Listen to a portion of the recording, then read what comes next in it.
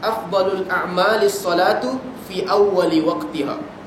Rawahu Tirmidzi wal Hakim wa sahhahahu. Daripada Ibnu Mas'ud, sesungguhnya Nabi SAW bersabda, sebaik-baik amalan adalah solat di awal waktu. Tuan-tuan, lafaz ni tak ada dalam hadis. Sebaik-baik amalan adalah solat di awal waktu, tak ada. Ada hadis yang ceritakan sebaik-baik amal ada 3. Di antara dia, yang pertama solat di awal waktu, yang kedua jihad dan sebagainya. Tapi lafaz sebaik-baik amalan adalah solat di awal waktu, lafaz tu tak ada dalam hadis. Tapi Ibnu Hajar, dia masukkan itu dalam lafaz itu di dalam kitab Subulus Salam ataupun dalam kitab Bulughul Maram. Kata ulama hadis, boleh meriwayatkan hadis dengan makna. Kalau makna betul tapi lafaz kita lain, berbeza, sebahagian besar ulama hadis kata boleh. Beza hadis dengan Quran. Quran tak boleh riwayat dengan makna, tak boleh ubah walaupun satu huruf di dalam Al-Quran, tapi hadis boleh. Maka hadis ni Ibnu Hajar sebutkan dengan lafaz sebaik-baik amalan adalah solat di awal waktu.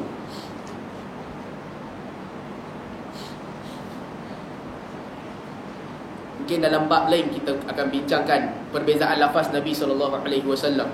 Ada ketikanya Nabi kata sebaik-baik amalan jihad, ada ketikanya Nabi kata sebaik-baik amalan sedekah, ada ketikanya Nabi kata sebaik-baik amalan iman, ada ketikanya Nabi kata sebaik-baik amalan solat di awal waktu.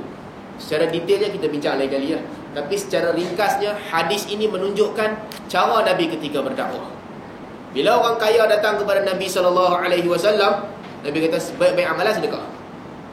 Bila orang ni berani datang kepada Nabi SAW, Nabi kata sebaik-baik amalan jihad.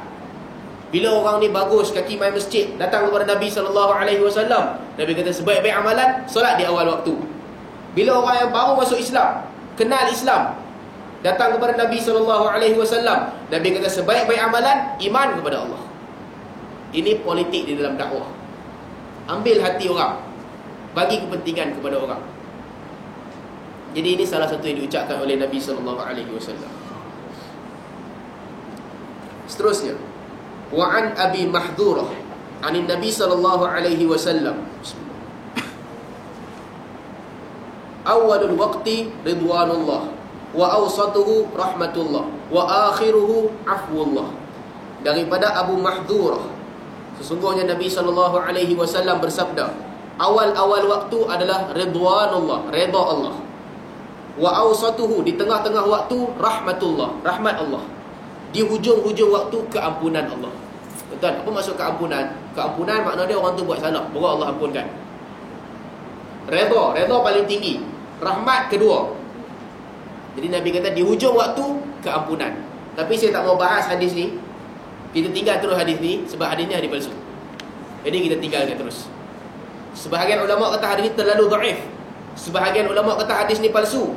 Yang penting hadis ni tak boleh buat hujah. Kita pergi hadis terusnya. Kalau saya cerita panjang pun tak apa-apa, tak boleh buat hujah kan. Wa 'an Ibn Umar radhiyallahu anhu anna Nabi sallallahu alaihi wasallam qala, la salata ba'da al-fajr illa sajadatain, akhrajahu khamsah illa an-Nasa'i. Hadis daripada Ibnu Umar, sesungguhnya Nabi SAW bersabda, tidak ada solat selepas fajar, selepas matahari naik sikit daripada apa, melainkan sajadatain, 2 rakaat sebelum subuh. Hadis riwayatkan oleh Imam Sunan, akhrajahul khamsah, diriwayatkan oleh Imam Sunan, diriwayatkan juga oleh Imam Daruqutni. Kata Imam At-Tirmidzi, hadis ni tak kuat, gharib, pelik, tapi ada banyak lafaz lain. Hadis ini menceritakan bahawa selepas masuk waktu subuh, tak boleh seseorang menunaikan apa sahaja solat, melainkan solat sunat subuh 2 rakaat, kemudian solat subuh. Bagi orang yang tertinggal solat witir, dia bangun dah lambat, dia qada witir selepas waktu haram solat habis, selepas matahari dah betul di atas kepala, ketika itu dia boleh qada witir. Tapi sebelum solat subuh, hadis ni kata la salata illa sajadatain, tidak boleh menunaikan apa solat melainkan 2 rakaat sebelum subuh sahaja. Tuan-tuan tak boleh tambah. Rajin terlebih tambah solat sunat subuh 4 rakaat. Itu tak boleh, bid'ah. Bukan sekadar tambah solat subuh, tambah sunat subuh pun tak boleh. Sebab dalam hadis ni Nabi kata tak boleh melainkan 2 rakaat. Hadis last sekali dalam bab ni. Wa an Ummu Salamah radhiyallahu anha qalat shalla Rasulullah sallallahu alaihi wasallam 'asra thumma dakhala baiti fa shalla rak'atain fa sa'altuhu fa qala shughiltu an rak'atain ba'da zuhri fa sallaituhuma al-an fa qultu afa naqdihuma idza fatana qala la. Daripada Ummu Salamah, hadis riwayat Ahmad. Kata Ummu Salamah, pada satu hari Nabi masuk ke dalam rumah aku selepas solat asar. Lalu Nabi solat 2 rakaat. Ummu Salamah tanya kepada Nabi SAW, solat apa yang Nabi buat? Nabi kata, Nabi qada solat selepas zuhur yang tertinggal. Nabi solat selepas zuhur yang tertinggal. Ummu Salamah kata, yang ni qada ke? Nabi kata, tak, ini bukan qada, tinggal buat terus. Dia tak dikira qada. Tuan-tuan, berdasarkan hadis ini, pertama, kenapa Ummu Salamah pelik dan dia tanya? Sebab haram solat lepas asar. Sebab tu bila dia nampak Nabi solat, dia rasa pelik. Kenapa Nabi solat? Yang kedua, apabila Ummu Salamah tanya, anak qadhiha, adakah ini qada? Nabi kata tak. Seolah-olah hadis ni memberi gambaran bahawa siapa yang tinggal 2 rakaat selepas zuhur bukanlah menjadi satu benda kesalahan yang besar bila dia ganti selepas asar. Berdasarkan jawapan Nabi kepada Ummu Salamah, bukanlah dikira dosa. Kalau kita ada urusan, kita tertinggal solat sunat selepas zuhur, kita boleh ganti selepas asar. Tapi berdasarkan hadis Aisyah yang tadi kita baca, Aisyah tak bagi. Aisyah kata itu khas untuk Nabi SAW. Jadi dengan itu habislah hadis yang berkaitan dengan bab mawaqit, waktu-waktu solat.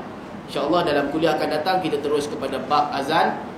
Jadi berdasarkan apa yang kita dah sentuh dalam bab mawaqit, kalau ada soalan saya buka kepada soalan sebelum kita berhenti.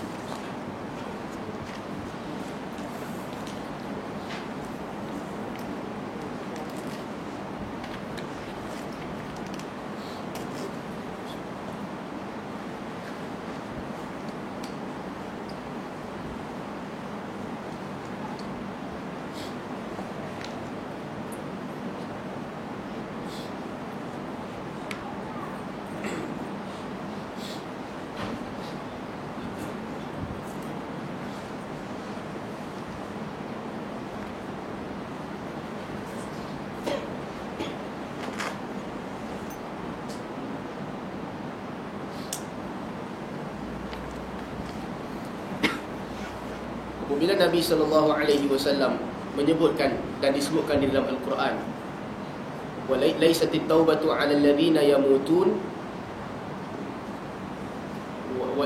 walaisatit taubatu 'alal ladzina idza hadara ahadahumul maut qalu inni tubtul an." Disebutkan bahawa taubat tidak diterima bagi orang yang dia dekat-dekat nak mati. Dia kata inni tubtul an, sekarang ini aku bertaubat. Wala 'alal ladzina kafaru wala 'alal ladzina yamutuna wa hum kuffaran, dan juga tidak diterima kepada orang yang mati dalam keadaan dia kafir. Tuan, soalan ni, saya baca soalan. Soalan dia cerita ada hadis, ada ayat Quran yang kata taubat tak diterima di saat akhir. Tapi Nabi mengajarkan Abu Talib mengucap di saat akhir.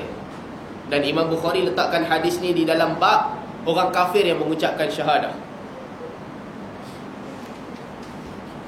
Berdasarkan itu ayat Al-Quran,